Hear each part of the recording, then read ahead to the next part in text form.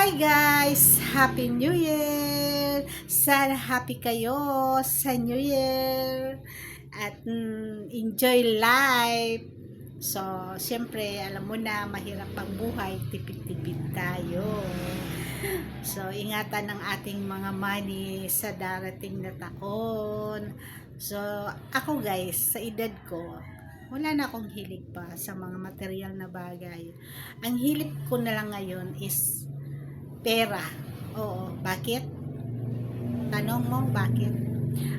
Pera, wala nang ano pa man. Kasi, guys, sa edad namin ito, kailangan naman pera. Dahil guys, nagmi-maintenance na kami. So, need na namin ang pera pambili ng maintenance at mga gamot-gamot, anik-anik dyan. Pero mga bagay-bagay, hindi ko nahilig yan. Mga ano-anong mga alahas pa dyan, mga gamit sa bahay. Wala na akong hilig, guys. Ang hilig ko na lang ay mag-ipon para pambili ng pagkain at saka maintenance, tsaka gamot. Yun lang guys, ang masishare ko sa inyo, magtipid kayo. Huwag na kayong bili ng bili dahil hindi nyo naman magagamit na rin yan. Matanda na tayo. So, hindi na natin yan tago ng mga gamit. Hindi na natin yan kailangan. Sa mga bata na lang yan. So, tayong matatanda, ang pinag-iipunan natin ay ang ating mga maintenance, pambili ng gamot, pambili ng pagkain, yan na lang.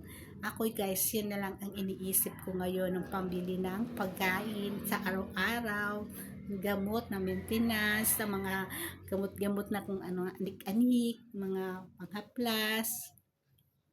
Kasi mahirap guys ang walang pera. Yung mga gamit na yan, hindi na natin kailangan yan. Hindi na natin yan. Ang importante sa ating matatanda ay pagkain at saka pera. Oo. Sa mga bata na lang yan. Gusto ko ng ganito, gusto ko ng ganyan, pero sa wala na. Pag matanda ka na. Oh guys, ako na ano ko yan guys, mula nung nagkasakit ako guys, sabi ko, ayoko na ng kahit na ano. Ang gusto ko na lang ay pera. Dahil pambili ng pagkain, pambili ng maintenance, at pambili ng gamot. So, yan. Yun lang ang masishare ko guys. Na, di ko na kailangan yung malalaking ano. Mga sa mga anak-anak na lang natin yan. Mga pangarap nila. Yan. Basta, yan. Yun lang masishare ko sa inyo guys.